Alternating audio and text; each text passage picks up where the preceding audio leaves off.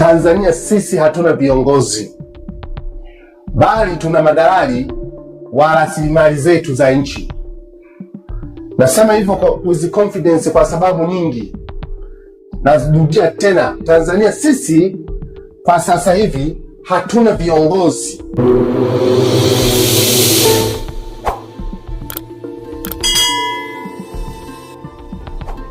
Na mimi kwenye swala zima la mambo yanayoendelea katika nchi yetu, hasa katika rasilimali zake, naweza nikasema kabisa kwamba hapa mwanzoni kabisa kwamba Tanzania sisi hatuna viongozi, bali tuna madalali wa rasilimali zetu za nchi.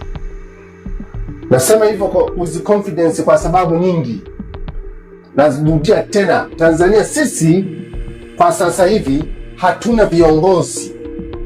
Viongozi katika nchi hii waliojitanabaisha kwa ajili ya ulinzi wa rasilimali za nchi yake ni wawili tu kati ya hao watano, kati ya hao sita waliopita katika madaraka ya urais. Ni wawili tu, Julius Kambarage Nyerere na John Pombe Magufuli. Nitawapa sababu zake za msingi.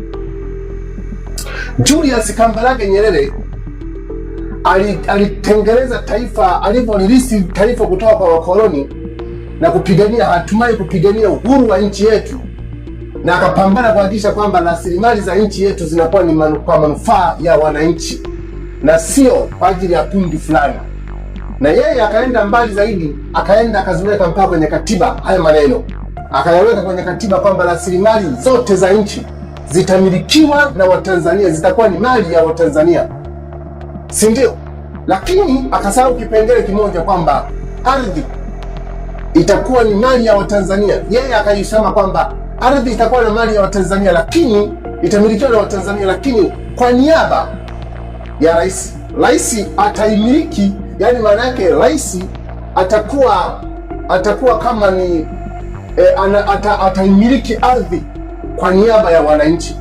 Kwa lugha nyingine, wananchi wakaporwa umiliki wa ardhi. Ndio maana leo tunaona viongozi ambao hawana nia njema, viongozi ambao ni madalali, wanaweza wakachukua rasilimali za ardhi na kuwapa watu wenye ngozi nyeupe kwa kutumia mikataba mbalimbali. Nitawapa mfano mzuri kwa haya mambo ninayozungumza. Kwanza, katika nchi yetu miaka ya hivi karibuni, mtakumbuka kipindi cha Mwalimu Nyerere, madini yetu Mwalimu Nyerere aliyazuia kuchimba, na akazuia mpaka wale wachimbaji wa wale makampuni makubwa yaliyokuwa yanachimba madini. Mwalimu Nyerere akayazuia yale madini kwa hoja kwamba tusomeshe watu ambao watakuja kuingia kwenye mikataba ili kusudi tuwe na win-win situation katika uchimbaji wa madini. Tumeona ziara ya Mheshimiwa Rais huko Urusi. Urusi ni mshirika wetu mzuri wa muda mrefu, lakini sio mshirika wa kwamba anaweza kuleta pesa. Ushirika wetu na Urusi ni ushirika ambao uko zaidi sana kwenye masuala zima ya kijasusi, lakini sio sana kwenye masuala zima ya kiuchumi na nini vitu kama hivyo. Ni kweli kwamba Urusi ni nchi ambayo inazalisha sana ngano. Inazalisha ngano sana kwa wingi. Kwa hiyo ina maana kwamba kama ni biashara yetu na Urusi tunaweza kufanya labda ni biashara ya ngano na vitu kama hivyo. Lakini kwetu sisi Urusi atakapokuja Tanzania atakuja kuvuna rasilimali ya nyuklia kama alivyoeleza Mheshimiwa Rais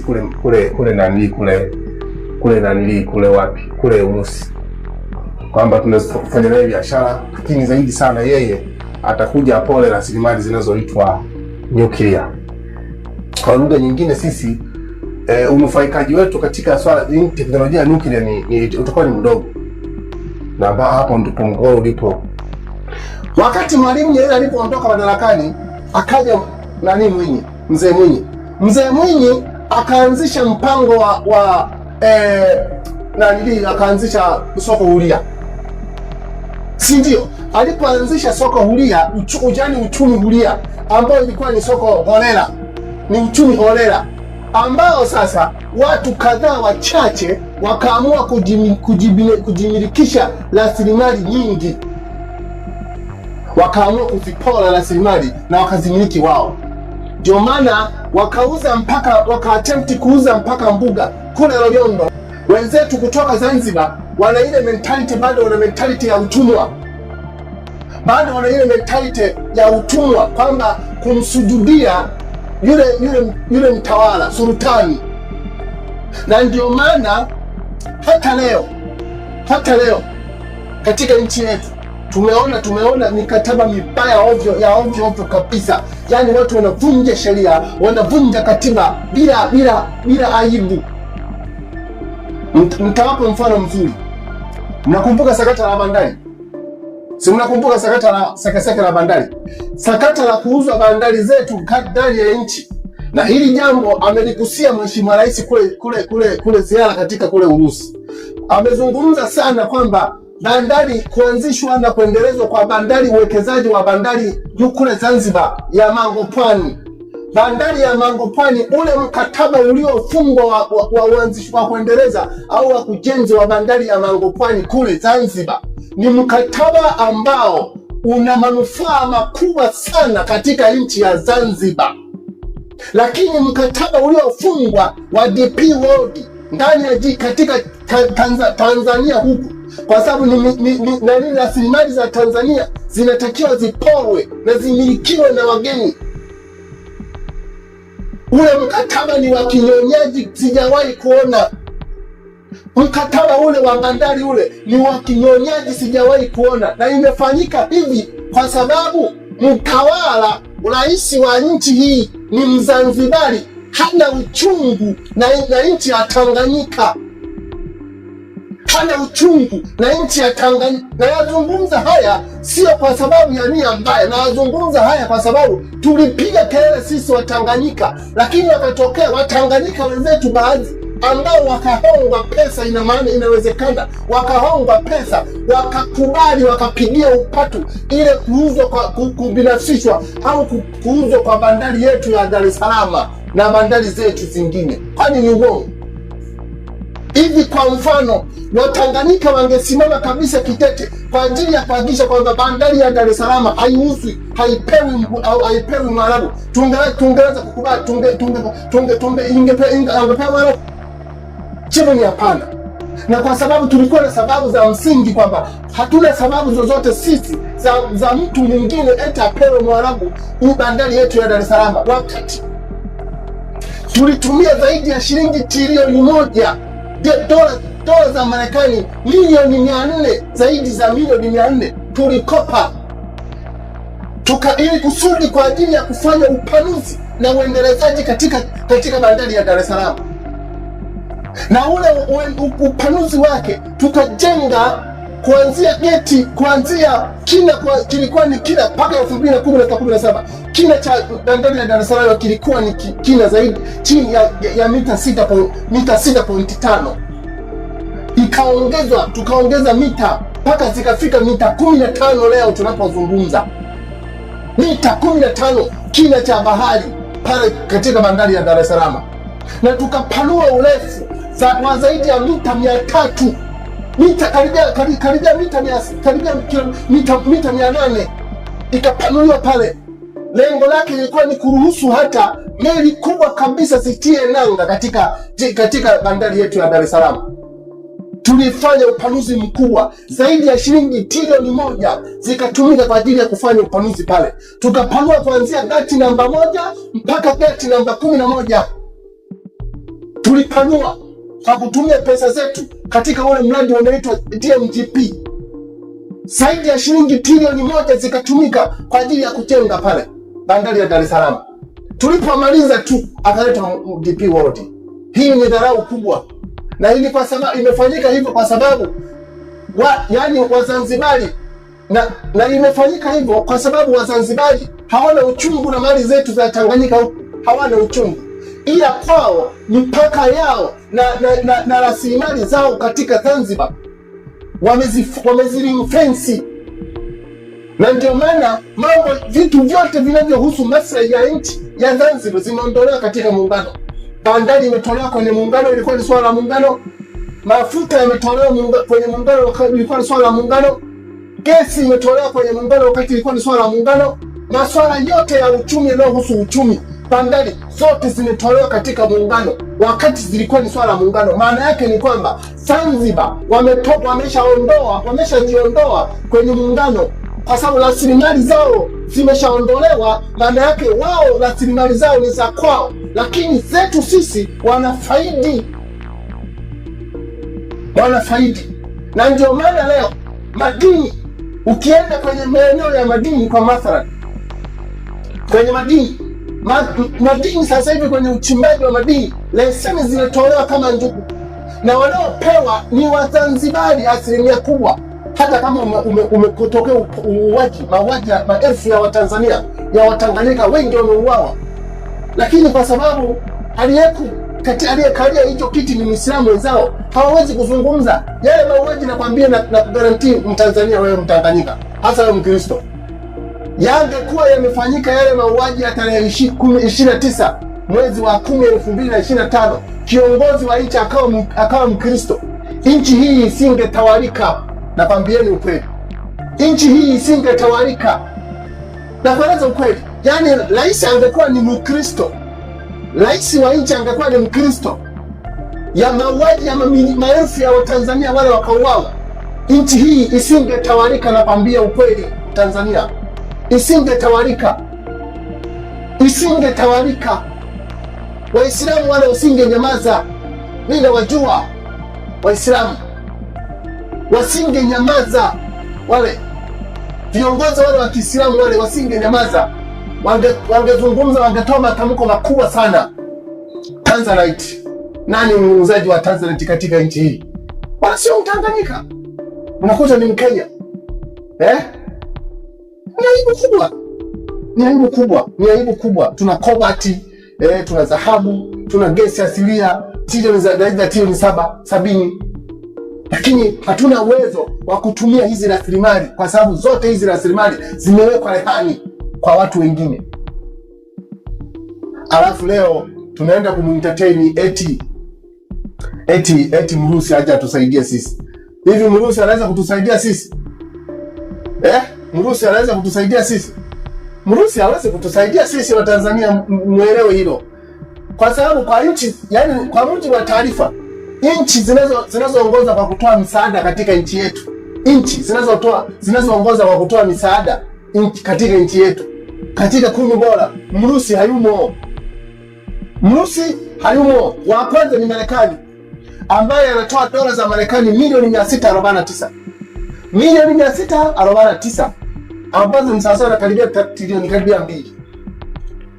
Wa pili ni Mjerumani, anayetoa dola za Marekani milioni 422. 3, Umoja wa Ulaya, dola za Kimarekani milioni 385. 4, Mjerumani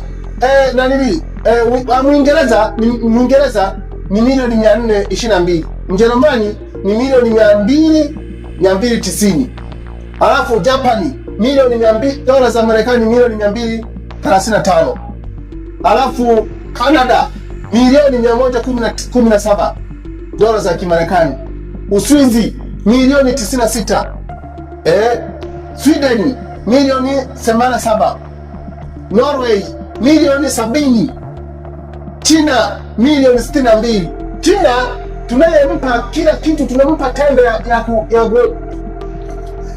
tenda ya ujenzi wa madaraja, ujenzi wa mareli, ujenzi wa kila barabara, ujenzi wa kila miundombinu katika nchi hii. Yeye anatoa msaada katika nchi yetu dola za Marekani milioni 62 tu.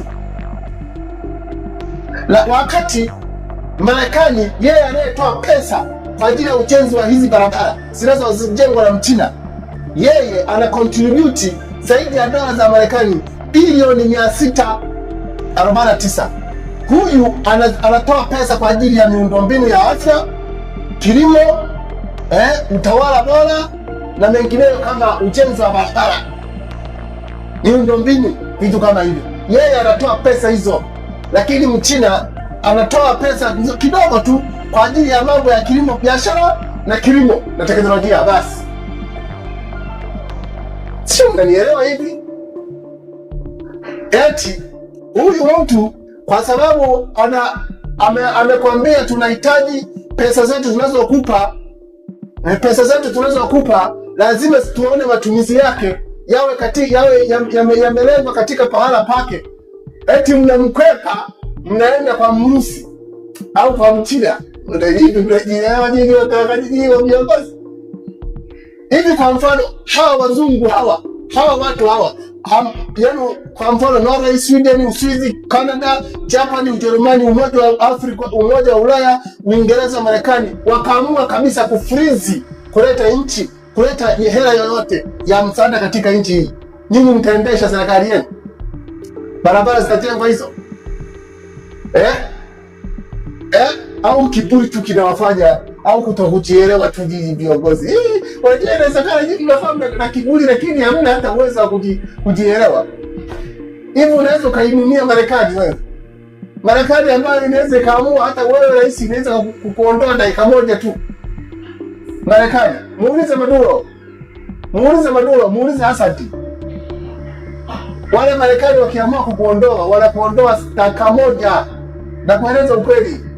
Na ndio maana nyinyi hata wale mnaomshauri rais, sijajua sisi mnatumia akili gani nyinyi. Hivi kweli mnamshauri rais kweli hii? Au nyinyi mnamshauri kwa sababu tu labda hataki ushauri, labda kwamba kama hataki ushauri tunamkubalia tu afanye anavyotaka? Sasa msifanye hivyo, fanyeni kwa maslahi ya nchi. Msifanye hivyo kwa ajili ya rais. Rais anaweza akaepa akaondoka, nchi itabaki. Nyinyi washauri wa rais, nyinyi watu wa vyombo vya dola vya ulinzi na usalama, nyinyi watu wa usalama wa taifa, nyinyi watu wa polisi na jeshi la wananchi, mshaurini rais kwa manufaa ya nchi. Msimshauri rais kwa manufaa yake yeye, kwa sababu rais ana muda mfupi, anaweza kuondoka, nchi itabaki. Sasa wakiondoka, atakayeteseka si wananchi wa kawaida au maskini? Eti kwa sababu wewe polisi, wewe mwanajeshi, wewe mtu wa usalama, wewe una ndugu zako huko ambao ni maskini, si ndio? Sasa kama mwezi kuna nini hivyo, mtakwenda kusaidia nini? Sasa ni hatari, ni jambo ambalo ni baya. Tunatakiwa tusimame kidete kwa ajili ya nchi. Sijajua kwa nini hao viongozi hawaelewi haya mambo, lakini nawashauri kwa nia njema kabisa kwamba taifa letu hatuwezi kumkwepa Marekani, taifa letu hatuwezi kumkwepa Mwingereza, taifa letu hatuwezi kumkwepa Umoja wa Ulaya. Hakikisha umesubscribe, comment, like na kushare. Mseto Media, we connect everywhere.